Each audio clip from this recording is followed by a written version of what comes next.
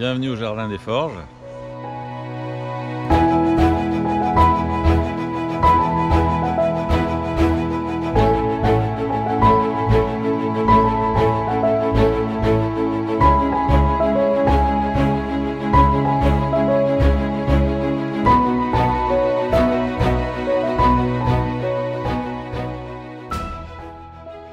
D'abord, il s'appelle le Jardin des Forges parce qu'on n'est pas loin de la route des Forges, donc là, de ce côté-là, c'est assez simple.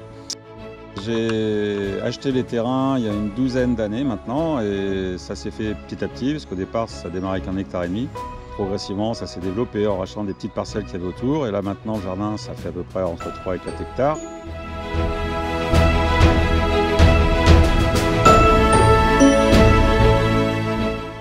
Avec des prairies, avec des vergers, des zones pour les volailles. Et depuis 5 ans, il y a une association qui est née au Jardin des Forges et qui s'appelle aussi comme ça. Parce que au fil du temps, je me suis rendu compte que j'avais plein de choses à échanger, à partager, et entre autres des savoir-faire et aussi du travail. Il y a 15 ans, j'ai commencé à faire du pain.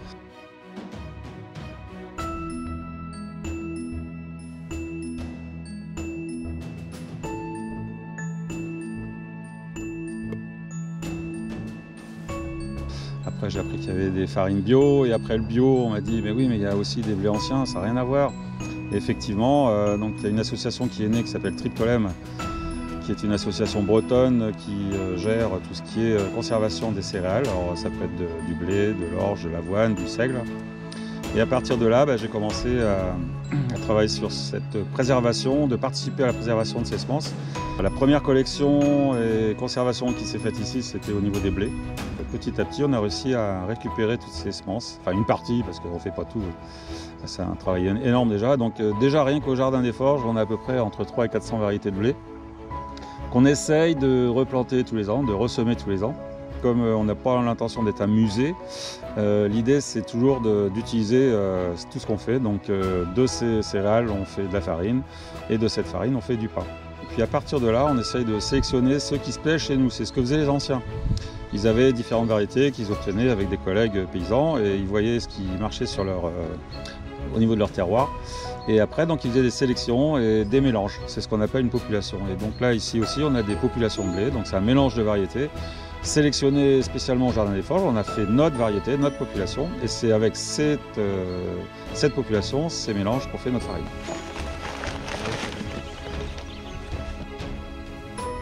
On a des pommes, on a à peu près 120, 130 variétés de pommiers. Donc l'idée, c'est aussi de faire du jus de pomme et éventuellement du cidre.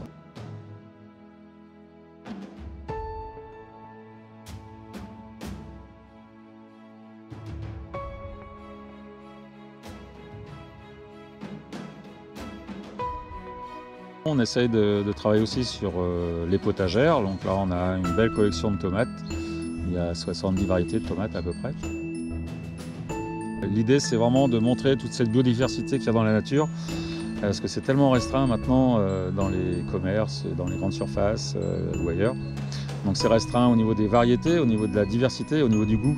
Et donc là, l'idée, c'est de montrer qu'il existe plein de variétés, plein de goûts différents. Et donc quand on fait nos journées portes ouvertes, les gens peuvent venir goûter ces différentes variétés et rien que les voir. Déjà quand on les voit, on a envie de les manger, et alors quand on les goûte, je vous en parle pas, on n'a plus envie d'en acheter autre que celles qu'on peut mettre éventuellement dans son jardin. On fait nos semences, on multiplie nos semences d'une année sur l'autre et on ressème nos variétés. On travaille aussi sur quelques variétés animales comme les Landes de Bretagne. Donc ça, c'est des moutons qui avaient failli disparaître de la Bretagne, qui étaient présents sur tout le pourtour Bretagne il y a encore 70-80 ans. On croyait les avoir perdus et en fait, ils ont été retrouvés il y a 14 ans en Brière. Il en restait 18 ou 19, hein. Enfin, il en restait vraiment très peu. Et donc, il a été prouvé que la souche était bien le Landes de Bretagne. Et donc on a participé aussi un petit peu à ce sauvetage avec d'autres. Et maintenant la race est complètement sauvée. Ce sont des moutons très rustiques qui vivent dehors toute l'année, qui ne posent aucun problème au niveau des naissances et en plus qui sont mignons comme tout.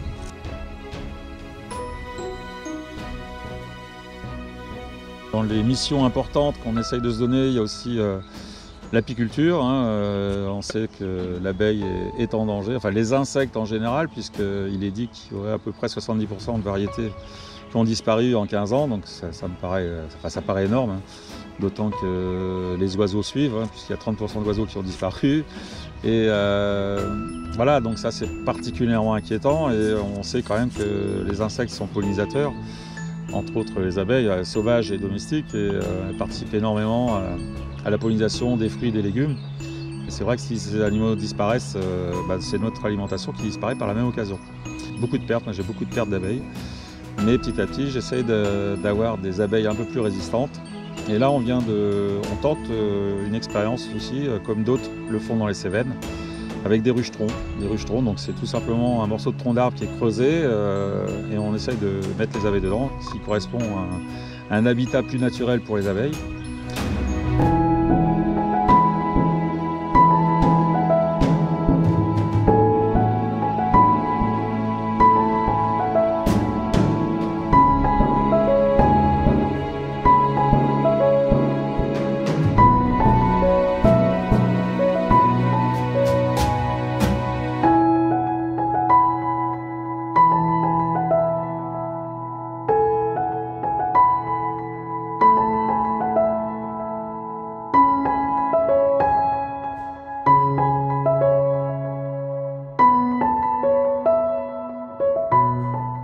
Donc qu'est-ce qu'on a encore? On a deux grosses bêtes, on a une vache et une ânesse, pardon.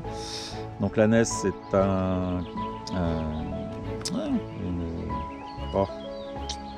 une croix de Saint-André, oh là là. Donc l'ânesse croix de Saint-André de Normandie, qui a 9 ans maintenant, qui est gentille comme tout.